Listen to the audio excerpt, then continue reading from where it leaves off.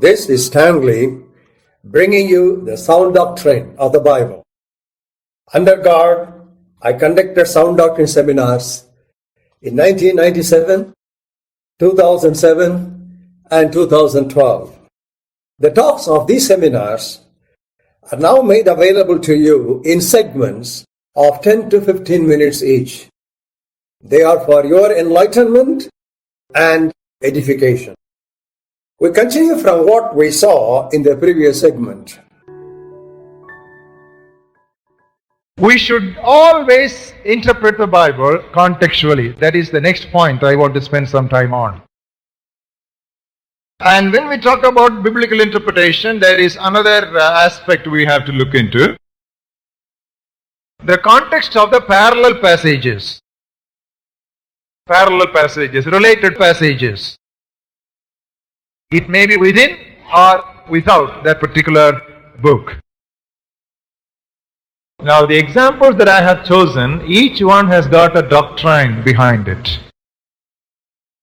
So you should not just think that they are examples. When I explain one example, if you are very sensitive, you will find that I am trying to explain one particular doctrine. Book of James, 2nd chapter, verse 20. Do you want to know, O foolish man, that faith without works is dead? Now please keep your finger against that. Now come to Romans 4th chapter. Now keep a bookmark in James 2 and then come to Romans 4. Romans 4th chapter, 4 to 6. To him who works, the wages are not counted as grace, but as debt. But to him who does not work, but believes on him who justifies the ungodly, his faith is accounted for righteousness. Just as David also describes the blessedness of the man to whom God imputes righteousness apart from works. How do you compare these two things? James speaks about faith without works as dead. But Paul says works are unnecessary. It is apart from works, by faith we are justified. How do you just compare these two things and bring them to a proper synchronization? Technically, in theological terms, it is called synchronizing the scriptures. James was speaking about works after justification. And Paul was writing about works before justification. Works before justification are filthy rags before God. Works after justification are proof of our faith before God. They were fig leaves which will dry away, but the works after faith or justification are fruits that will abide. Now Paul very intelligently combines these two in the epistle to Ephesians. 2nd chapter, 8 to 10. The concept in the epistle to Romans and that in James' epistle are brought into a proper synchronization here in Ephesians 2nd chapter. 2nd chapter, 8 to 10. By grace you have been saved through faith, and that not of yourselves, it is the gift of God. Not of works, lest anyone should boast. This is works before justification. 10th verse. We are his workmanship, created in Christ Jesus for good works. We are not saved by works, but we are saved for works. We are not saved by works, but we are saved for works. Saved for works. So this is a classic example of comparing scripture with scripture. For comparing scripture with scripture for difficult passages, I want to serve another example. Jacob says in Genesis 32:30 that he had seen God. Job says in Job 42:5 that his eyes had seen God. But John in John 1:18 says, no one has ever seen God. What do we understand? Jacob says he has seen God. Job says his eyes have seen God. And John says not just no one has seen God, no one has seen God at any time. So he brings all these Jacob and Job, whatever J is there, everybody he brings it. No one, never. What do we understand? Okay, now we have to go to the other passages and put this conflict, ease this conflict. 1 Timothy 6th chapter, 16th verse. Who alone has immortality, dwelling in unapproachable light, whom no man has seen or can see. He puts the past, present and future together. No man has seen and no man can see also. Who? God. Where is he? Dwelling in unapproachable light. So what is the meaning? No man can see God in his full glory. What Jacob saw was the manifestation of God in a limited physical form. In theology, they call it theophany. And what Job saw was a deep realization of his unworthiness and a further and deeper revelation of God's greatness. He said earlier, I have only heard about you in my ears and now my own eyes see them. So that means he comes into a deeper realization of the awesome glory and the holiness of God. Now come with me to John 1:18 and you understand it better. John 1:18. He makes such an assertive statement. No one has seen God at any time. He doesn't stop there. The only begotten Son who is in the bosom of the Father, He has declared Him to us. Verse 14. The Word became flesh and dwelt among us, and we behold His glory. What is the glory? The glory as of the only begotten of the Father. So in Christ, what you can see with your physical eye during His earthly sojourn, beyond that, there is no greater revelation of the glory and the brightness and the grandeur and the awesomeness and the majesty of God on this side of eternity. The rest is in heaven, which no human eye can see. What you see there in heaven, no human eye can see. What is spoken in heaven, it is unlawful for man to utter, even if he comes back to earth. Man cannot utter those words. So Jacob and Job were expressing the excitement of their experiences.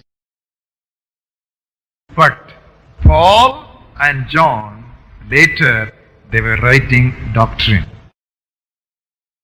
Jacob and Job were not writing the doctrine of whether you can see God or you cannot see God. They were excited about a visitation they had in their dreams or visions or whatever. That is not the basis for our faith. From the partial revelation through experiences, we have a fuller revelation when you come to the New Testament by direct doctrinal teaching.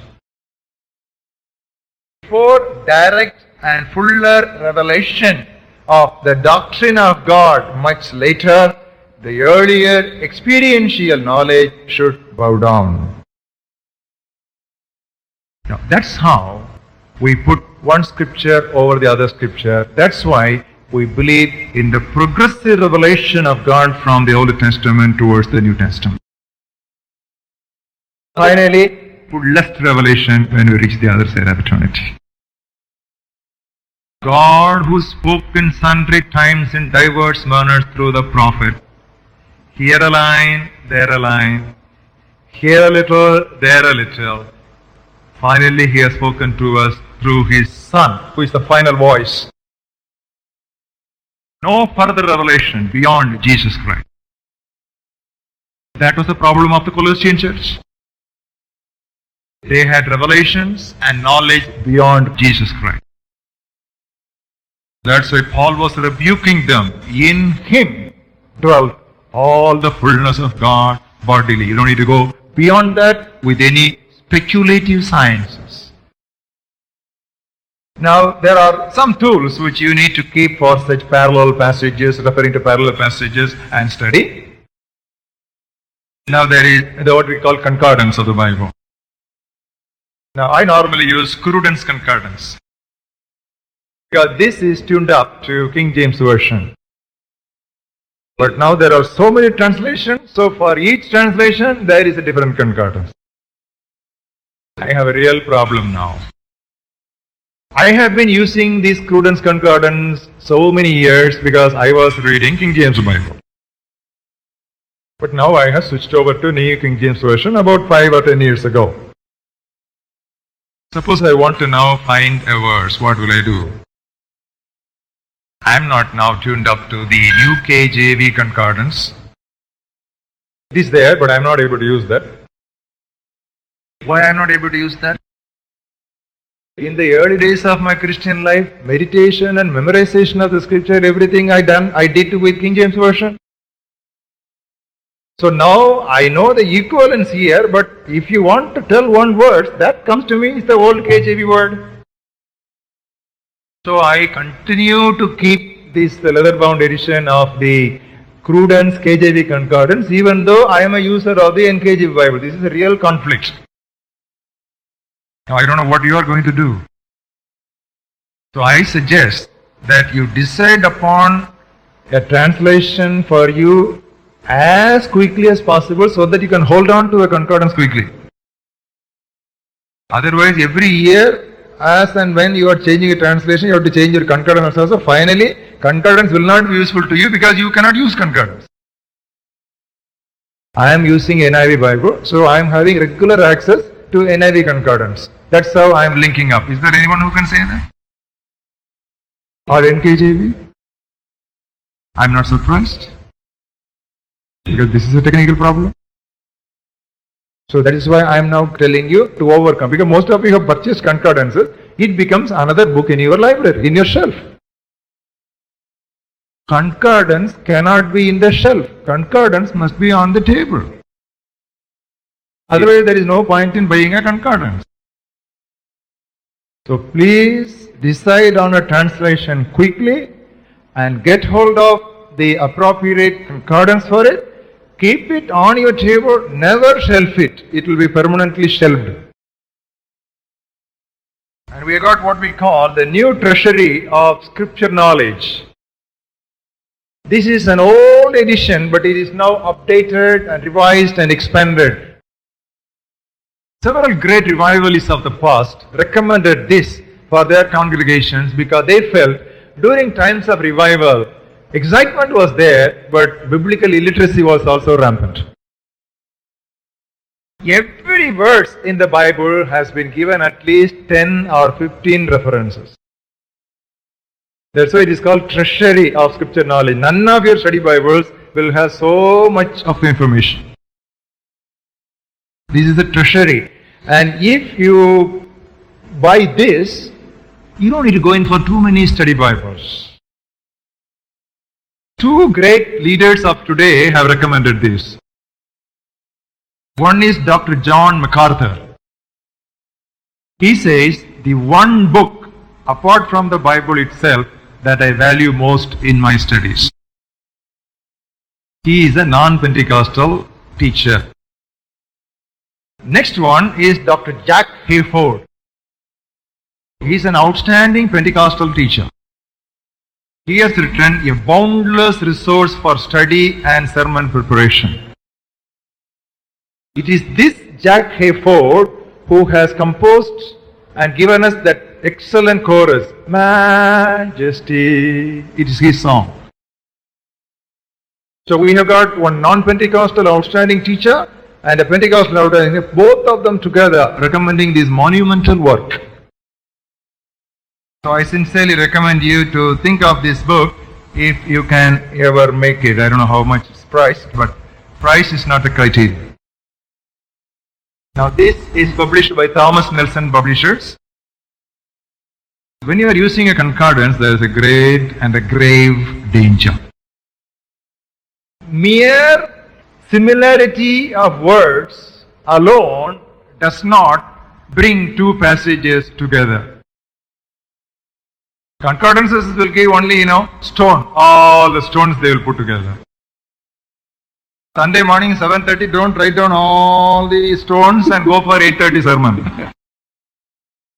And if you preach that sermon, people may stone you in the service. So that is not the way to prepare, but you have to take the senses and bring comparison and not the words. We'll continue our study in the next segment. God bless you.